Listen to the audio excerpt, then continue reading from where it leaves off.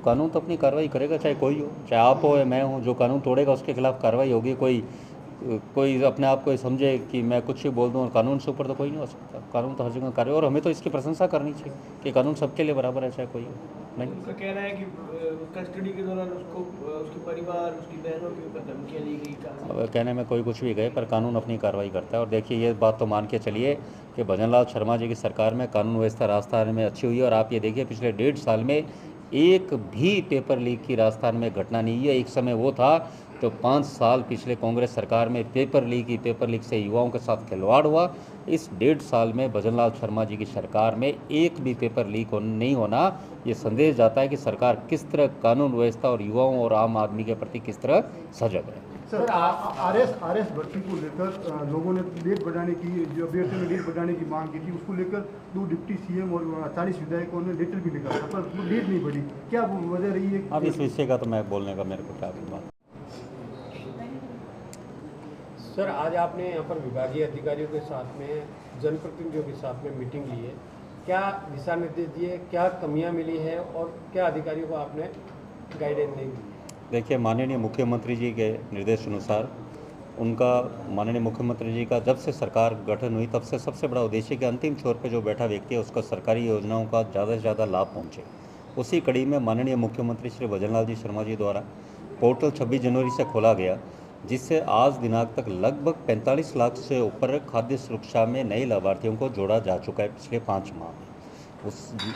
उसी के में 45 लाख से ऊपर जोड़े हैं। उसमें बाड़मेर ज़िले में भी आपके लगभग 1,61,000 नए लाभार्थी जोड़े जा चुके हैं, जो इतने लंबे समय से खाद्य सुरक्षा योजनाओं से वंचित थे।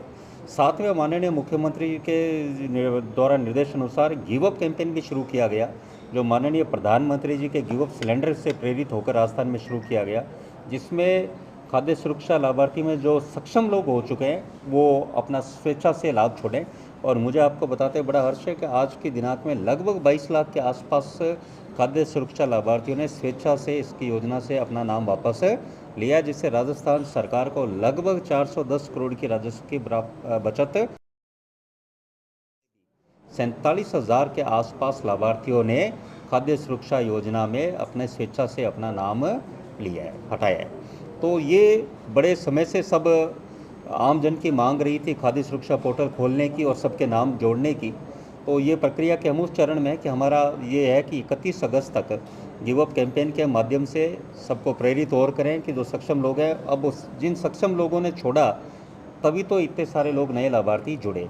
तो मैं आपके माध्यम से बाड़मेर वासियों से आपके माध्यम से कहना चाहूँगा कि जो भी हम विकसित भारत, जो भारत आगे बढ़ रहा है उसमें हम सक्षम की ओर दिशा में बढ़ें, तो हम अपने इस खाद्य सुरक्षा योजना का लाभ छोड़ें, ताकि जो पात्रता रखता है, जो वंचित व्यक्ति है, उसको इस योजना का लाभ मिल सके। क्योंकि इस योजना में ना सिर्फ 5 किलो गेहूँ है, बल्कि उसे 12 रसोई सिलेंडर माननीय मुख्यमंत्री जी के द्वारा मुख्यमंत्री रसोई गैस सिलेंडर सब्सिडी योजना के तहत 12 सिलेंडर मिलते हैं सब्सिडी के 450 रुपये में। साथ में मुख्यमंत्री आरोग्य आयुष्मान योजना के तहत चिकित्सा सुविधा का लाभ मिलता है।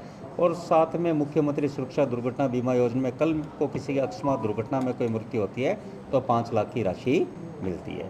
साथ ही हम बताना चाहेंगे, बाड़मेर ज़िले में जितने भी राशन डीलर्स हैं उनका कमीशन मई तक का आ चुका है। माननीय मुख्यमंत्री जी द्वारा जब अनेक जगह इनके संगठनों द्वारा ज्ञापन दिया गया, तो माननीय मुख्यमंत्री जी ने इसे प्राथमिकता से लेते हुए सभी राशन डीलर्स जितने भी हैं राजस्थान में, उनका मई तक का सारा कमीशन क्लियर कर दिया गया, परिवहन के राशन डीलर्स का।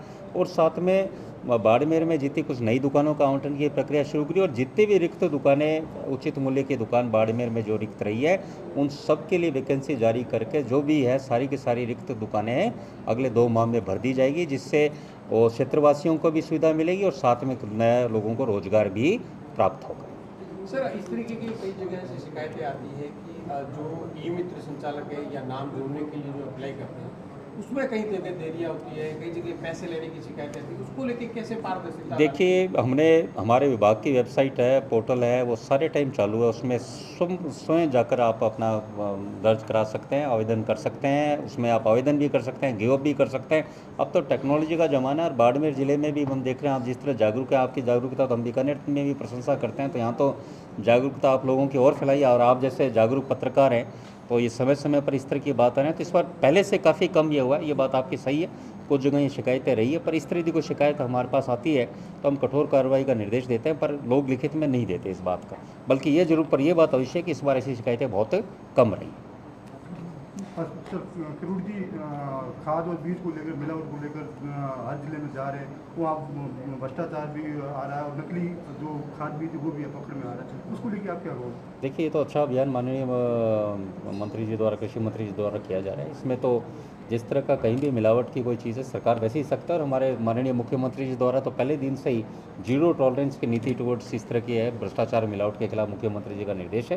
तो इस तरह के तो अच्छा कार्रवाई जिससे किसानों को लाभ मिलेगा। कहीं लगता नहीं देरी हो गई है, 1.5 साल बाद में मंत्री जी निकले? आप ये पूछ सकते थे कि इतने साल क्यों नहीं हुआ था, ये भी विषय हो सकता था, पर कर रहे हैं, मुख्यमंत्री लगे हुए हैं। और ये हकीकत में देख रहे हैं मिलावट हर एक जगह, बहुत जगह और भी कार्रवाई की आवश्यकता है। तो सर निर्मल चौधरी की गिरफ्तारी के बाद जिस तरीके से विरोध युवा वर्ग का सरकार के खिलाफ हो रहा है कि एक बंदे की कार्रवाई की गई, क्या कहेंगे? देखो, कानून तो अपनी कार्रवाई करेगा, चाहे कोई हो, चाहे आप हो या मैं हूँ। जो कानून तोड़ेगा उसके खिलाफ कार्रवाई होगी। कोई अपने आप को समझे कि मैं कुछ ही बोल दूँ और कानून से ऊपर तो कोई नहीं हो सकता। कानून तो हर जगह कार्य, और हमें तो इसकी प्रशंसा करनी चाहिए कि कानून सबके लिए बराबर है, चाहे कोई हो। नहीं, उनका कहना है कि कस्टडी के दौरान उसको उसके परिवार, उसकी बहनों के ऊपर धमकियाँ दी गई।